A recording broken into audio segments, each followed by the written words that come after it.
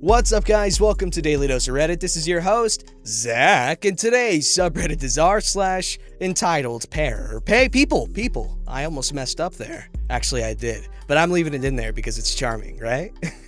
This story's called Entitled Customer Demands a Refund and Karma Got Him in the End.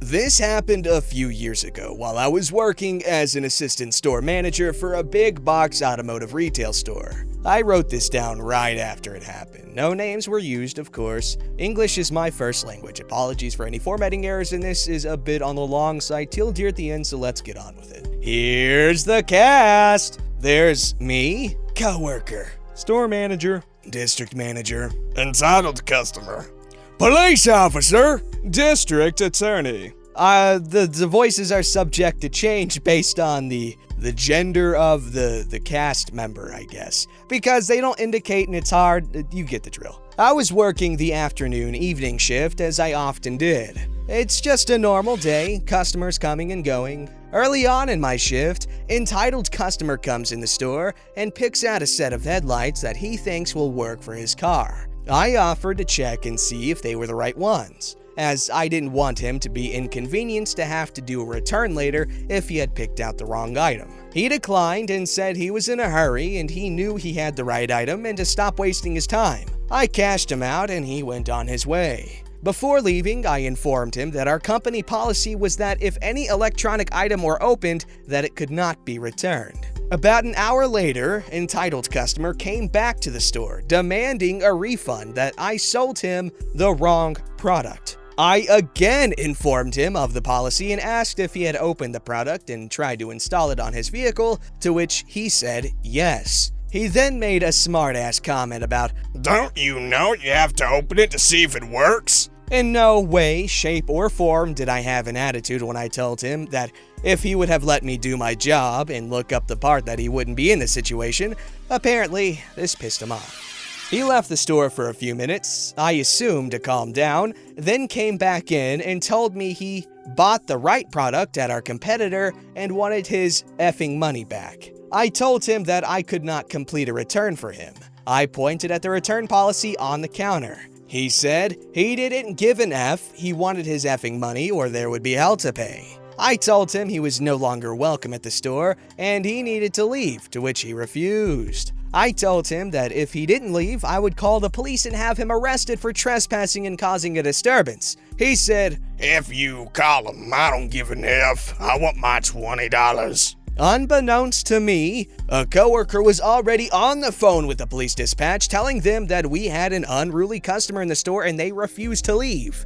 Entitled customer finally realized he wasn't gonna bully me into giving him his return and started to walk out while saying, "Don't let me get your bench ass outside of here.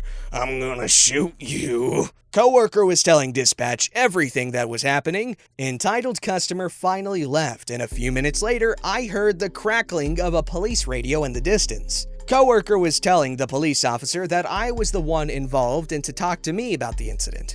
Police officer came over to me and asked for and ran my credentials, also asking for the details of the incident. I told police officer what happened and told him we have it on security camera also. I offered to show him the incident and give him a copy as we would be pressing charges. Police officer looked at the footage of the incident and took a copy for evidence purposes. He wrote the report and had me, coworker, and a few other coworkers write statements as to what happened.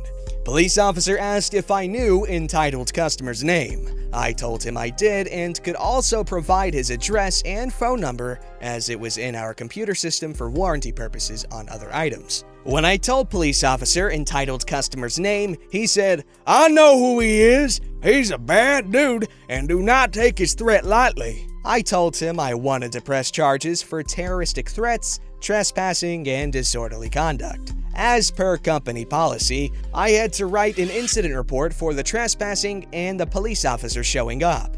I also notified store manager and district manager immediately after the police officer left. Towards the end of my shift, police officer came back to the store and informed me that they arrested entitled customer on outstanding warrants and the new charges. He told me that the district attorney would be in touch with me about testifying in court. A few months later, the district attorney called and asked for me to come to their office to have a recorded interview and to bring any witness statements I had.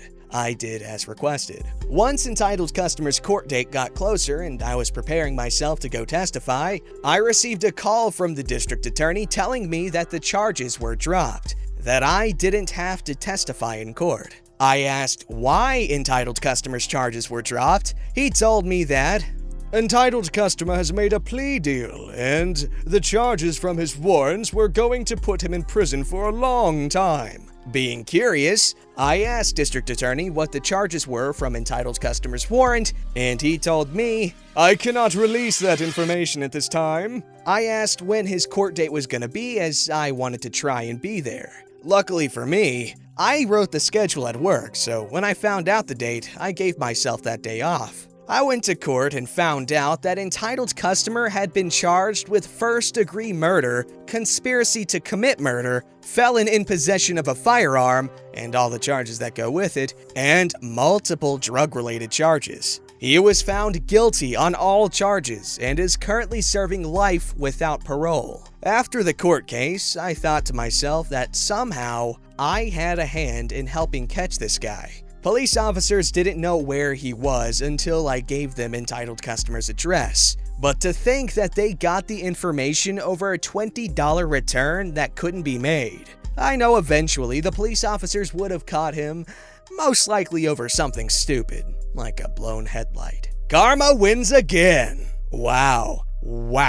I think it's so funny when huge criminals get caught over something stupid. Like Al Capone, he got freaking busted on stupid tax evasion. All taxation is voluntary theft, and the IRS is a real-life thieves guild. I said it. Is it relevant? No, but I need something to say. Alright, this story's called Entitled Aunt Wants Me to Support My Entitled Mom. Not sure if super entitled to the outside, but to me, they are both entitled pieces of dookie that think they do no wrong. So this happened last year. A little backstory. My mom has mooched off of people her entire life, from purposely getting pregnant with me when she was 17 by lying to my dad that she was on the pill, to living with my grandparents the last 25 years after my dad divorced her when I was 3. There are a lot of stories I could go into, but suffice it to say that she only wants people to take care of her from money to cleaning, and thinks she does no wrong and she's the victim. Often screaming at my grandparents when they ask her to get a job to help since they had declining health and medical bills piling up. "I do a lot around here. I pay for some of the food," with her food stamps, or "everyone always blames me for things," and goes on a tangent trying to guilt trip and bully. My granddad, now that my grandmom has passed away 3 years ago now. There's a story here too, how she declined quickly from lack of care thanks to these people. Granddad wouldn't put up with it anymore and sold his house to move into a nursing home, leaving my mom, her other 2 teen kids, aunt, her husband and kids, and my uncle, who is probably autistic to be honest, without some place to live. This was finalized about 4 months ago. My mom, with 2 kids, is now living in a crappy, leaking, barely functioning camper in a Walmart parking lot. My dad has tried his best to shield my brother and me from most of the insanity growing up, even spending $20,000 in legal fees to get full custody. But it doesn't stop her from asking for money, trying to crash at our places, etc., etc. Eventually, I moved to a different state, and she still doesn't have my address. So on to the entitlement tale. 1 year ago, I got a text from my aunt. It reads as follows. "I'm gonna be a little harsh with you right now at this moment. You and your brother need to stop depending on everyone else to take care of your mother. Dad will be moving into an independent living facility within the next month, and she is using Dad living for free here and not contributing in any way." OP here, she's doing the same freaking thing. "The house stinks in the area where she lives, and it reeks of stale cigarettes and foot fungus and BO.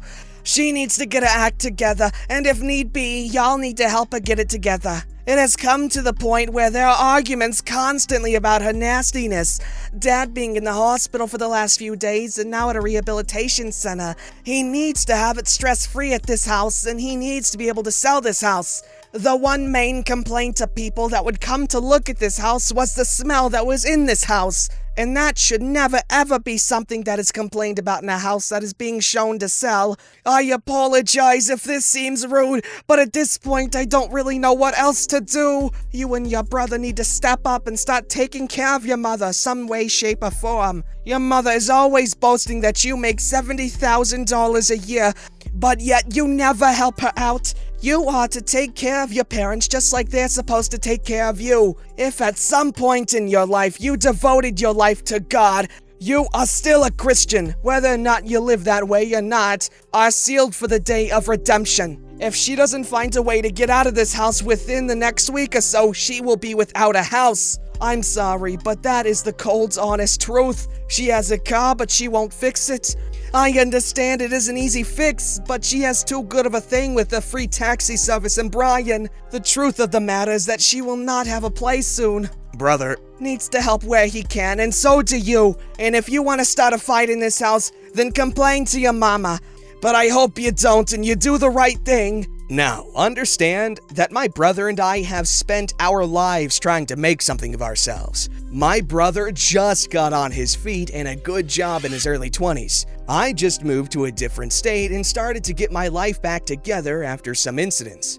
I'm 27 at the time. My aunt does the same crap that my mom does. She has 2 kids there and a husband. She refuses to work and thinks she's better than everyone and really annoyingly religious. I decide not to text back. At the time, I was furious because she knows how hard we've worked to be where we are and still is asking us to support our entitled mom. So I decided to copy-paste the text to my dad. Here's where some crap gets ugly. This is his text to my aunt. Sorry for errors in this part. He's not a great texter. Ha! Hi, Aunt. It's Dad. Sorry to hear about your dad. He is a good man, and I've always liked him no matter what was going on. He was always nice to me. Now, that being said, it's very sad what's going on with Mom and her 2 kids, although she has had plenty of time to get her crap together and did nothing. I done everything in my power to make sure that my kids didn't get sucked down by her, and told them this day would come and she won't leech off of them. Well, I didn't raise my kids to be dumbasses unlike your parents did. Sorry, but the truth is, it's their fault that every one of you are freaking stupid. And I mean all 4 of you are freaking worthless and stupid as hell, and I saved my kids and helped them to have a good life. And it is not their responsibility to raise their worthless-ass mom. It's sink or swim, and I would advise you to put her on the street and let her swim on her own. But don't guilt-trip my kids, which are fully aware that this day was coming. And they are not dumb enough to let it happen to them. That stupid little woman will suck the life out of my kids, and that crap ain't happening. So leave my kids out of it and put her on the street where she belongs. I didn't raise stupid kids, and both of them are smarter than all of you dumbasses put together. So take your guilt trip and shove it up your ass. Have a nice damn day. After that, I think my aunt took an exception to the text and absolutely blew up my phone, saying, "I don't deserve this treatment. Is this what I get as your aunt? You've really become selfish." Then she starts talking about how God loves me and crap, and this went on for days. It's been a year later, and I have not texted her back. I will not get dragged into the toxicity and support my able-bodied mother who doesn't want to do anything but get handouts. There are a lot more stories, past and present. Let me know if anyone cares to hear them. It's entertaining at least. Ha! Your aunt got torn a new one. That's a cool dad. That's a cool dad. This story's called, He Thought He Was Entitled to Laughter. A couple of years ago, my mother died, tragically. Unexpectedly, at the young age of 50. It was a horribly traumatizing night and few weeks for my whole family. I have 4 siblings, 3 of which were young teens at the time. As you can imagine, I was not in the best headspace for a while after this, but a girl has to pay bills. So after 2 weeks off, I went back to one of my jobs at the grocery store. It was my second shift back there. I was working the register around 7 at night. A middle-aged white man and his 10, 11-year-old son came through my line. The man started out fine, then proceeded to wink at me and make a stupid joke. For the life of me, I can't remember the joke. Something anyone in the service industry has heard hundreds of times. It isn't ringing up? Must be free. What I do remember is I was at the end of my 8-hour shift and still emotionally decimated. I didn't laugh, just nodded and continued ringing up his groceries. The silence that followed his joke was deafening. Then, "Really? Not even a damn word?" He then turned to his son and said, "Some people have no sense of humor. Don't even try with them. That's why they work at places like this." I feel bad for the son that will grow up being just as poisonous. That's messed up. You better not freaking do whatever the hell the dad did, because then you'd end up making stupid jokes and getting mad and upset when someone doesn't think your stupid joke is funny. Stupid joke maker. Don't forget to like, subscribe, and hit that bell to never miss an episode.